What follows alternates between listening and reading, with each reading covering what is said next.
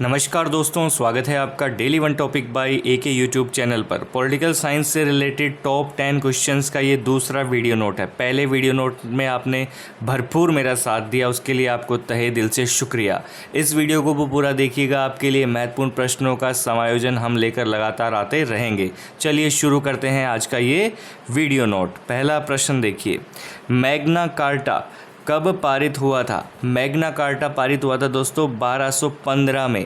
ये किस देश से संबंधित था? तो ये इंग्लैंड से संबंधित था। मैग्ना कार्टा इंग्लैंड से संबंधित था। एक प्रकार से ये नागरिकों के अधिकार संबंधित प्रपत्र था। क्या था? नागरिकों के अधिकारों से संबंधित प्रपत्र था, डॉक्यूमेंट था।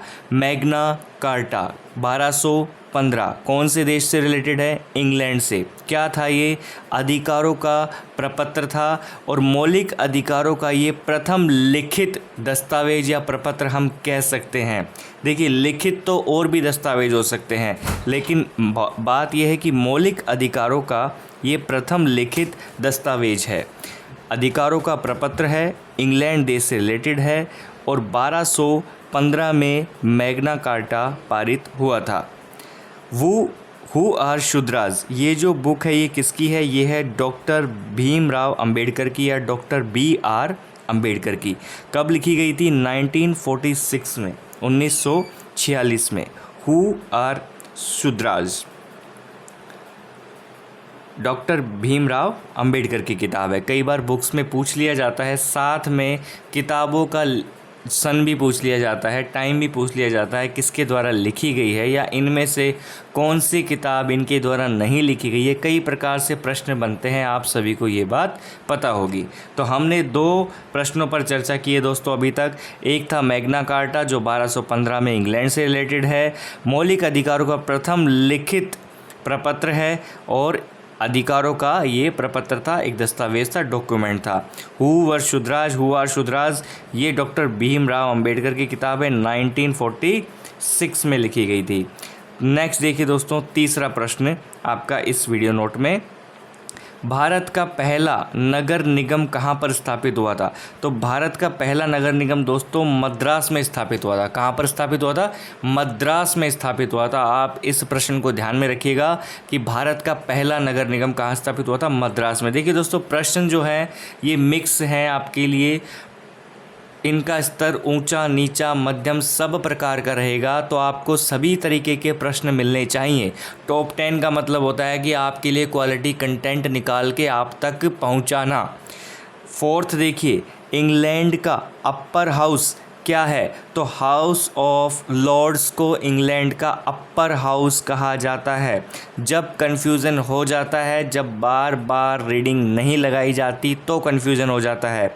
मैंने आपको बताया है इंग्लैंड का अपर हाउस 2 हाउस हैं, अपर और लोअर, उच्च सदन और निम्न सदन। हमारे भारत में भी उच्च सदन है और निम्न सदन है। उच्च सदन आपका राज्यसभा है भारत में, निम्न सदन आपका लोकसभा है। उसी तरीके से हम इंग्लैंड की बात करेंगे तो इंग्लैंड में उच्च सदन हाउस ऑफ लॉर्ड्स है, हाउस ऑफ लॉर्ड्स है, और निम्न सदन हाउस ऑफ कॉमन्स है, हाउस ऑफ कॉमन्स है। इंग्लैंड का जो विधानमंडल है इसको क्या कहा जाता है? पार्लियामेंट कहा जाता है। क्या कहा जाता है? पार्लियामेंट कहा जाता है। तो प्रश्न 1 समझिएगा, लेकिन उसमें 3 से 4 प्रश्न आपके क्लियर करवाने की कोशिश जारी है। इसी बात पे 1 लाइक तो बनता है, जितने व्यूज़ उतने लाइक, तो मज़ा आ जाएगा। देखिए, इंग्लैंड का upper house house of lords है, इंग्लैंड के विधानमंडल को पार्लियामेंट कहते हैं, और उच्च सदन और निम्न सदन, अपर हाउस और लोअर हाउस, तो उच्च सदन है हाउस ऑफ लॉर्ड्स और निम्न सदन है house of Commons, house of Commons. ध्यान में रखिएगा, कंफ्यूज होने की कोई भी आवश्यकता नहीं है। नोट कर लीजिए, लिख लीजिए, रट लीजिए, कुछ भी कीजिए, लेकिन परीक्षा में कंफ्यूज मत होइएगा। नेक्स्ट प्रश्न पर चलते हैं दोस्तों। 5वां देखिए, आपके लिए इम्पोर्टेंट प्रश्न है सारे। कई प्रश्न आपको बिल्कुल सामान्य लगेंगे, सामान्य लग रहे हैं तो दोस्तों आपका स्तर बहुत ही अच्छा है, आपने बेसिक नॉलेज अच्छे से गेन कर रखी है। Very nice. पांचवा देखिए, यूएन के सुरक्षा परिषद के स्थायी देश कौन से हैं? तो यूएन का सुरक्षा परिषद यानी यूएन का पुलिसमैन क्या है? पुलिसमैन। अब देखिए इसमें 5 देश हैं स्थायी। कितने हैं? 5 देश स्थायी हैं। मैं यहाँ पे लिखना भूल गया, 5 देश स्थायी हैं। तो पहला है संयुक्त राज्य अमेरिका, फिर ब्रिटेन, रूस, फ्रांस, चीन। ठीक है, तो यूएन में 5 स्थायी सुरक्षा परिषद के 5 स्थायी देश हैं, जिसमें हैं संयुक्त राज्य अमेरिका, ब्रिटेन, रूस, फ्रांस और चीन। किसकी बात कर रहे हैं हम? यूएन के सुरक्षा परिषद की। यूएन के और भी भाग हैं जिनकी हम समय समय पर आने वाले प्रश्नों में चर्चा कर लेंगे। आपके लिए जो ये कैप्सूल्स दिए जा रहे हैं दोस्तों, जब आप परीक्षा में बैठोगे और मेरा आपने ये वीडियो देख लिया, सुन लिया, 1 से 2 बार देख लिया और आपके सामने वो प्रश्न आया, तो आपके दिमाग में अपने आप ही आंसर्स कूदने लग जाएंगे, उछलने लग जाएंगे। टेंशन नहीं होगी, इतनी क्लियरिटी आ जाएगी आपके अंदर। जब आप पढ़ भी रहे हैं, आपके पास में जो भी सामग्री है और आप ये वीडियोस भी देख रहे हैं, तो आप ये समझ लीजिए आप सुपर से ऊपर की ओर जा रहे हैं। नेक्स्ट देखिए, 6th, सरकार का 4th स्टेट किसे माना जाता है? तो मीडिया को, पत्रकारिता को सरकार का चौथा स्तंभ हम कह सकते हैं। क्या कह सकते हैं? चौथा स्तंभ। तो वो 4 स्तंभ कौन कौन से हैं जिनकी हम बात करेंगे? तो पहला है विधायिका, कार्यपालिका, न्यायपालिका और मीडिया। आपका ये सरकार के 4 स्तंभ है। आप सभी को पता है ये जो स्तंभ हैं, ये अगर अपने अपने क्षेत्र में सही काम करते हैं तो बहुत ही वेल गवर्नेंस की स्थिति बनती है। अगर पत्रकारिता निष्पक्ष होकर पत्रकारिता चलती है, मीडिया निष्पक्ष रहती है, बिल्कुल सही को सही, गलत को गलत, जो मुद्दे दिखाने चाहिए वो मुद्दे दिखाते हैं, तो देश एक सही दिशा में चलता है। अगर पत्रकारिता, मीडिया चाटुकारिता पर उतर जाती है तो देश गर्त में जा सकता है। आपने गत दिनों बहुत से ऐसे नाम सुने होंगे जिसमें गोदी मीडिया का नाम भी काफ़ी प्रचलन में है। आप जिस भी परिप्रेक्ष्य से उसको देखना चाहें आप देख सकते हैं। ठीक है, तो 4th स्टेट मीडिया को या पत्रकारिता को माना जाता है। विधायिका, कार्यपालिका, न्यायपालिका और पत्रकारिता, ये सभी जब मिलजुल कर सही दिशा में कार्य करते हैं तो देश की उन्नति होनी ही होनी है। और अगर ये सही कार्य नहीं करते हैं, अपने लोभ लालच मोह माया के प्रपंच में फंस जाते हैं, तो देश की अवनति होनी ही होनी है। नेक्स्ट देखिए, 7th, सत्ता का पृथक्करण। सत्ता का पृथक्करण, पृथक्करण का सिद्धांत किसका है दोस्तों? मोंतेस्क्यू का। किसका सिद्धांत है? मोंतेस्क्यू का। इसकी एक बुक है, वो ध्यान में रखिएगा, the spirit of laws. The spirit of laws किसकी किताब है? मोंतेस्क्यू की किताब है।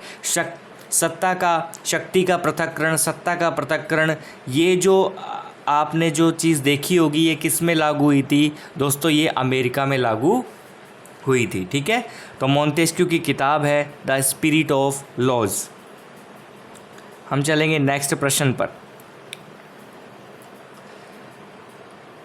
जर्मन तानाशाह हिटलर की विचारधारा क्या थी? तो जर्मन तानाशाह हिटलर की विचारधारा थी नाजीवाद की। क्या थी? नाजीवाद की।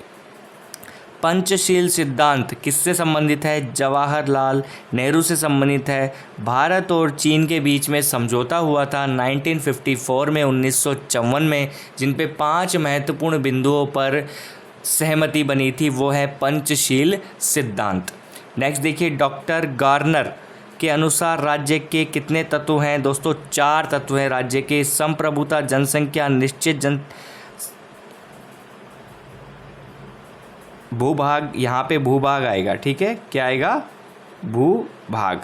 तो संप्रभुता, जनसंख्या, भूभाग और सरकार। संप्रभुता, जनसंख्या, भूभाग और सरकार। ठीक है, इसको मैं इसमें करेक्ट कर दूंगा पेज में काट के।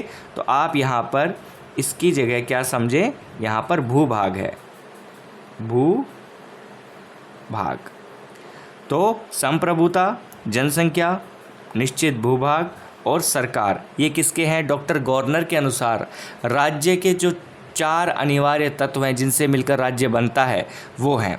तो डॉक्टर गार्नर के 4 अनिवार्य तत्व बताए। जर्मन तानाशाह हिटलर की विचारधारा नाजीवाद बताई। पंचशील सिद्धांत जवाहरलाल नेहरू 1954 आपको बताया। मैग्ना कार्टा 1215 इंग्लैंड में हुआ था, किंग जॉन के द्वारा जारी हुआ था। Who are Shudras book doctor Bhimrao Ambedkar की है। भारत का पहला नगर निगम मद्रास में स्थापित हुआ। इंग्लैंड का अपर हाउस क्या है? House of lords. और विधानमंडल को कहते हैं पार्लियामेंट। यूएन का सुरक्षा परिषद का स्थायी देश जो है वो 5 हैं। संयुक्त राज्य अमेरिका, ब्रिटेन, रूस, फ्रांस और चीन। सरकार के 4th स्टेट, 4 स्तंभ, विधायिका, कार्यपालिका, न्यायपालिका और मीडिया या पत्रकारिता। सत्ता का पृथक्करण जो सिद्धांत है मॉन्टेस्क्यू ने दिया। इसकी किताब थी the spirit of laws, the spirit of laws. तो दोस्तों ये प्रश्न थे आपके लिए। आई होप आपको ये वीडियो नोट बिल्कुल अच्छा लगा होगा, आपके काम आया है तो इसे शेयर भी कर दीजिए। और लाइक किए बिना और कमेंट में कमी आ रही है आजकल चैनल पर। कम एक्टिव होने की वजह से आपकी भी सक्रियता कम हो गई है। दोस्तों आपकी सक्रियता बढ़ेगी तभी मुझे सक्रियता बढ़ाने में एक मनोबल मिलेगा। तो चलिए मिलते हैं नेक्स्ट वीडियो नोट में। करिए कमेंट, करिए लाइक, कर दीजिए शेयर।